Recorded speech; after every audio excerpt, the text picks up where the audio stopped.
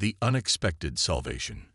The Zelvarian warship Astraeus drifted through the void, its once proud silhouette now marred by scorch marks and hull breaches. Emergency force fields flickered weakly, containing what little atmosphere remained within the damaged sections. The silent behemoth had once been the pride of the Imperial fleet, a symbol of Zelvarian might throughout the Orion Arm. Now it was barely more than debris, limping through unfamiliar space with failing systems and dwindling hope.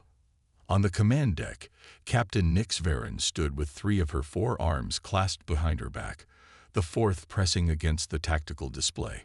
Her violet skin had paled with exhaustion, and her compound eyes reflected the emergency lighting that bathed the bridge in crimson. The ship's status reports scrolled endlessly before her, each one worse than the last. Life support at 28% capacity, Captain, reported her first officer, Tellen. Engine core containment failing. We have perhaps 19 hours before complete system collapse. Varen's mandibles clicked in frustration. The ambush at the Cygnus Expanse had caught them completely off guard. They had escaped, barely, but the cost was severe. 300 crew dead, another 200 in cryostasis to conserve oxygen, and a ship that was more coffin than vessel. "What systems remain within our range?" she demanded, her voice steady despite the circumstances. The navigation officer hesitated. "Only one, Captain. The Sol system." A grim silence fell over the bridge. Sol, Earth, home to humanity, a species known throughout the galaxy as unpredictable and dangerous. The Zelvarian Empire had limited contact with humans, viewing them as primitive newcomers to interstellar politics. What little intelligence they had gathered painted them as emotional, erratic, and fiercely territorial. The diplomatic corps has explicitly classified Sol as a restricted zone, Tellen reminded her. The humans have refused all official contact with the Empire for the past 80 cycles. "I'm aware of protocol," Varen snapped. Her antennae quivered as she considered their options, which were, in truth, non-existent. "But we won't survive another jump. We won't survive another day without assistance." She straightened her spine, decision made. "Set course for Earth. Prepare a distress signal on all standard frequencies." Her crew exchanged worried glances but complied without question. They trusted her, even into what might be their final moments. The Astraeus adjusted its trajectory, burning the last of its maneuvering fuel to orient toward the Sol system. "Message prepared, Captain," announced the communications officer. "Standard distress protocol." Varen nodded. "Send it, and may the ancestors guide our path." The message was simple. Zelvarian vessel Astraeus critically damaged. Life support failing. Request emergency assistance. We come in peace. For 3 hours, nothing. The Astraeus continued its slow approach toward the inner system, past the orbit of Neptune. Varen had begun preparing end-of-life protocols for the ship when the communications array suddenly chirped to life. "Incoming transmission," reported the communications officer, mandibles wide with surprise. "It's Earth." They're responding. The main view screen flickered, and a human face appeared, dark-skinned, with short-cropped hair and eyes, that seemed to evaluate the Zelvarians with immediate concern rather than suspicion. "Zelvarian vessel, this is Commander Maya Chen of Earth's Orbital Assistance Network. We've received your distress call and have dispatched emergency response vessels to your location. Please maintain your current trajectory. Assistance will reach you in approximately 40 minutes. Varen blinked in confusion. You're sending help. Just like that." The human's expression softened. "You're in trouble.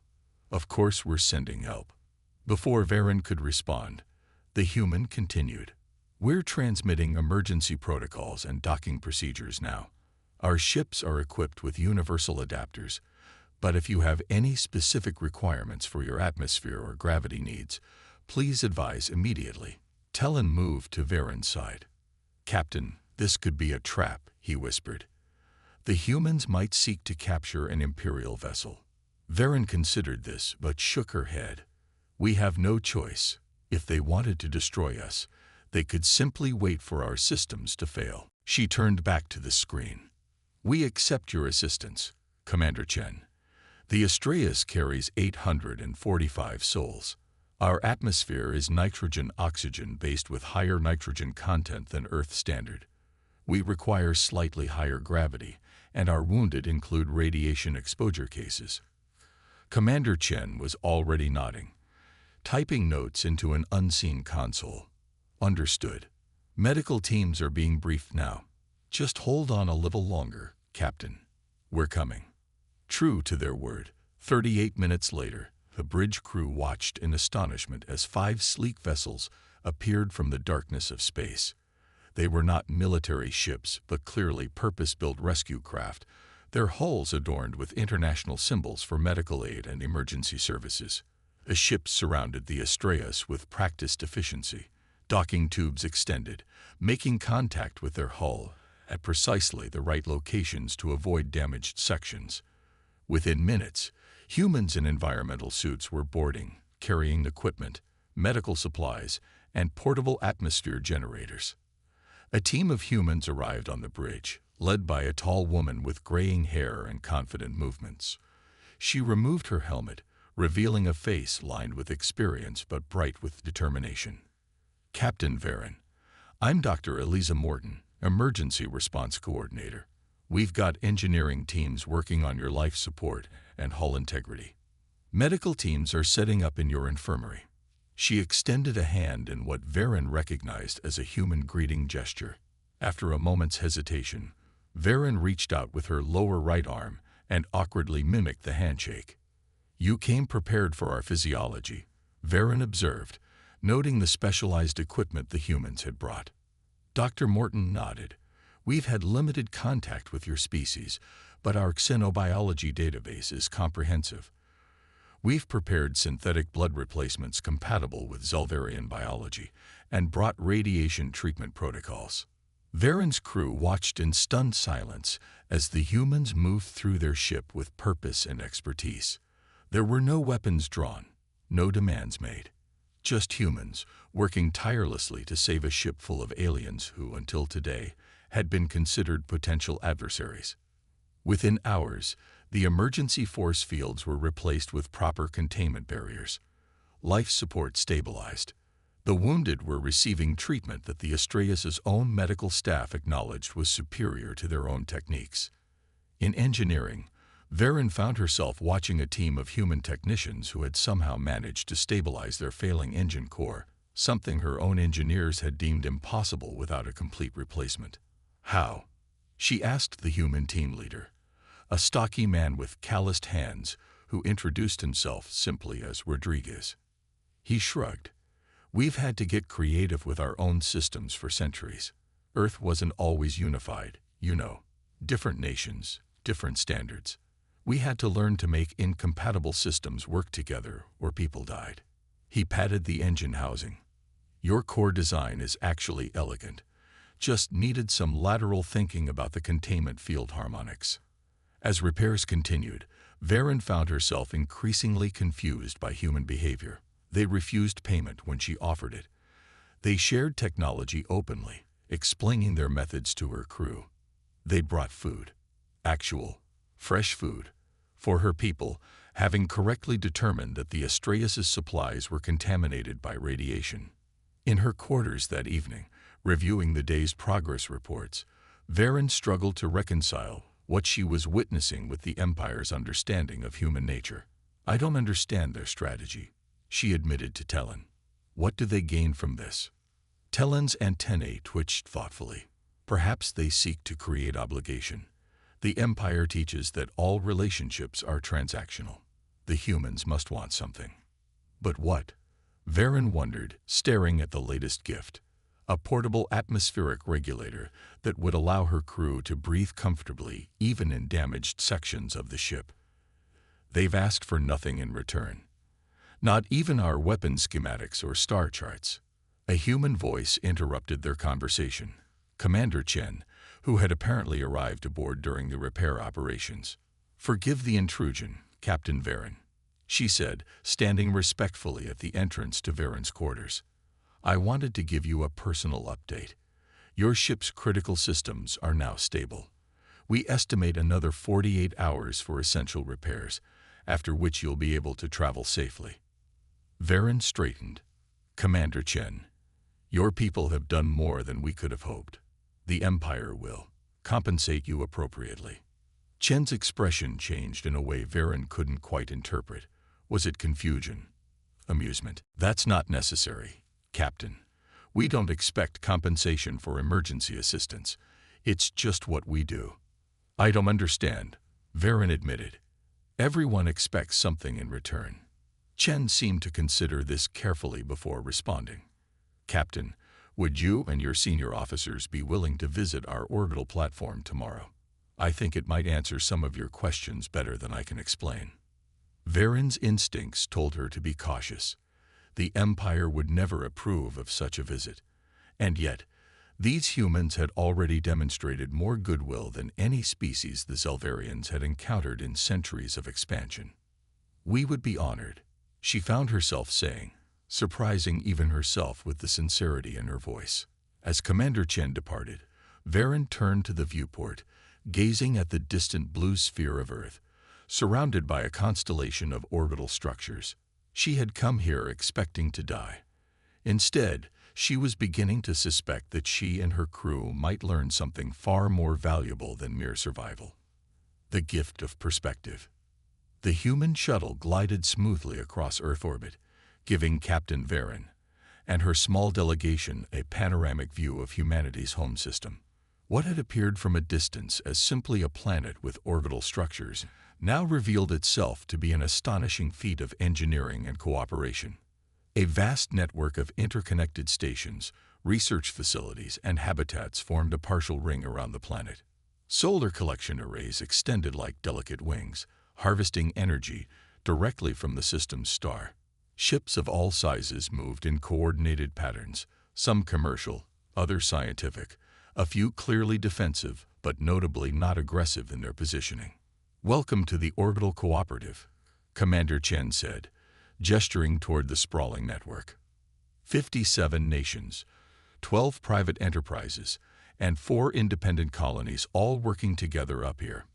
Talon leaned forward, his scientific curiosity evident. "Your species achieved this level of cooperation. Our intelligence suggested humans were fractious by nature." Chen laughed softly. "Oh, we still argue constantly. But we learned, eventually, that some challenges are too big to face divided." The shuttle docked with a massive central hub, a structure that rotated slowly to provide artificial gravity. As the Zelvarian delegation disembarked, they found themselves in an environment that was both alien and welcoming. The air was adjusted to a comfortable mix for their physiology. The lighting had been dimmed to accommodate their sensitive eyes. "You've prepared for our arrival," Varen observed. "Of course," replied Chen. "Hospitality matters, especially when you're meeting someone new." Their first stop was a bustling control center where humans monitored Earth's orbital space, coordinating thousands of movements and operations. Unlike the militaristic command centers of Zelvarian design, this one was open, collaborative, with personnel freely moving between stations and engaging in animated discussions. "This seems inefficient," noted Varen's security chief, Merex. A human controller overheard and smiled. "Looks chaotic, doesn't it? But creativity doesn't happen in silence. Some of our best innovations came from someone overhearing a problem at another station and calling out a solution." The tour continued through research laboratories, manufacturing facilities, and agricultural sections, where Earth plants grew alongside carefully cultivated alien specimens from a dozen worlds. Everywhere they went, humans greeted the Zelvarians with curiosity rather than fear, many eagerly explaining their work or asking respectful questions about Zelvarian biology and culture. "Your people seem remarkably comfortable with aliens among them," Varen commented as they entered a large observation dome that offered a breathtaking view of Earth below. Commander Chen nodded. "We had to be. Earth faced multiple existential crises before we achieved spaceflight: climate disaster, resource depletion, devastating wars. When we finally looked up at the stars, we realized how precious and rare life is in the universe. It changed our perspective. Chen guided them to an interactive display at the center of the dome. With a gesture, she activated it, and a holographic timeline appeared. Earth's history, focusing particularly on the last 3 centuries. We call this the path of hard lessons, Chen explained. Before we united, before we understood what was truly important, we nearly destroyed ourselves several times over. The display showed devastated cities, flooded coastlines, burning forests, images of humanity's darkest moments. Varen watched, transfixed, as the timeline progressed.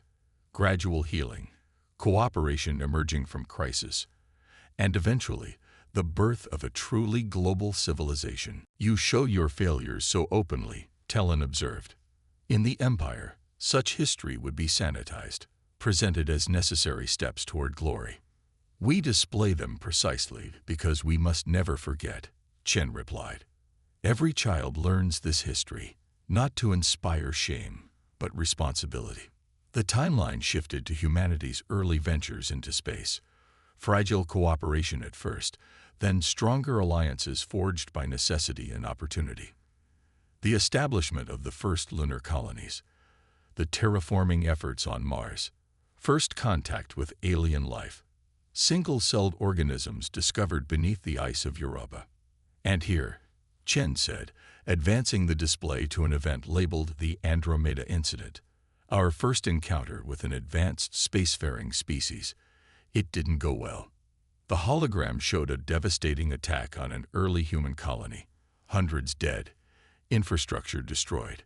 We could have responded with fear and aggression, Chen continued. Many wanted to. Instead, our leaders chose a different path, to prove we could be better than our history suggested, to extend help even to those who might become enemies. Varen's antennae twitched in surprise. This philosophy guided your response to our distress call. Yes, we call it paying it forward. The idea that kindness should be given freely, with the hope that recipients will someday do the same for someone else. They moved to another section of the station, where a simple museum displayed artifacts from Earth's past alongside items from a dozen alien cultures. Each exhibit highlighted moments of cooperation, innovation, or peaceful resolution of conflict. Captain Varen, Chen said, her tone becoming more serious. We know who you are. The Astraeus is an imperial warship, part of a fleet that has conquered 12 systems in the past decade. We know the Zelvarian Empire views Earth as primitive and unworthy of equal standing. Varen stiffened, her hands instinctively moving toward the ceremonial dagger at her waist. A gesture Chen noticed, but did not react to. And yet you still helped us, Varen said cautiously. Yes, because that's who we choose to be. Chen turned to face the captain directly. We could have built more weapons. We could have prepared for inevitable conflict with your empire and others like it. Instead, we built this. She gestured to the station around them. And dozens more like it throughout our system. Places of learning, creation, and healing. Later, as their tour concluded, the Zelvarians were led to a diplomatic chamber where a formal meal had been prepared. Foods carefully researched to be not only safe for Zelvarian consumption, but prepared in styles that honor their cultural traditions. During the meal, Dr. Morton approached Captain Varen with a small data crystal. This contains all the repair schematics we used on your ship, plus some upgrades we thought might be useful. There's also comprehensive medical data on treating radiation exposure in Zelvarian physiology. Varen accepted the crystal, her confusion evident. You're giving us your technology, without restrictions. Dr. Morton smiled. Knowledge that saves lives shouldn't be restricted. Besides, most of this was developed to solve problems we faced in our own history. We're just saving you some time. As the Zelvarian delegation prepared to return to their ship, now nearly fully repaired, an alert sounded throughout the station. Commander Chen apologized, excusing herself to address the situation. When she returned minutes later, her expression was grave. Captain Varen, We've just received word that a Centauri trading vessel has suffered catastrophic system failure near Jupiter's orbit. They're carrying refugees from the conflict in the Proxima system. Varen knew of this conflict, a brutal civil war that had been raging for years, largely ignored by the major powers, including her own empire. I've dispatched 3 of our emergency vessels, Chen continued, but they're hours away. Your ship is repaired enough to travel, and you're much closer to their position. The implication was clear. Chen wasn't ordering or even directly asking. She was simply presenting an opportunity. Varen felt the weight of generations of imperial doctrine pressing on her shoulders. The Empire did not assist lesser species. It did not divert military assets for humanitarian purposes. It certainly did not involve itself in the internal affairs of unaligned worlds. And yet, transmit their coordinates to the Astreus, Varen heard herself say. We will render assistance until your vessels arrive. The surprise on her officers' faces was evident, but none voiced objection. As they boarded their shuttle to return to the Astreus, Commander Chen offered one final gift, a small blue and green sphere, a perfect representation of Earth. A reminder, Chen said, that perspective changes everything. When our astronauts first saw Earth from space, they described a profound shift in thinking. They saw not nations or territories, but one fragile home for all life. We call it the overview effect. Varen accepted the gift, turning the small planet in her 4 hands. I believe I understand now, Commander. Your greatest strength isn't technology or resources. No, Chen agreed. It's empathy, the ability to see ourselves in others, no matter how different they may appear. Hours later, as the Astreus pulled alongside the stricken Centauri vessel, Captain Varen stood on her bridge, watching as her crew, without being ordered, prepared rescue teams and medical supplies. The Empire will not approve of this action, Tellan noted quietly. Perhaps, Varen replied, it is time for the Empire to learn what I have learned today. As her rescue teams departed for the Centauri ship, Varen gazed at the small Earth model in her hand. The humans had given them repairs, yes, but also something far more valuable, a new way of seeing the universe and their place within it. And that, she realized, was beyond any price the Empire could calculate.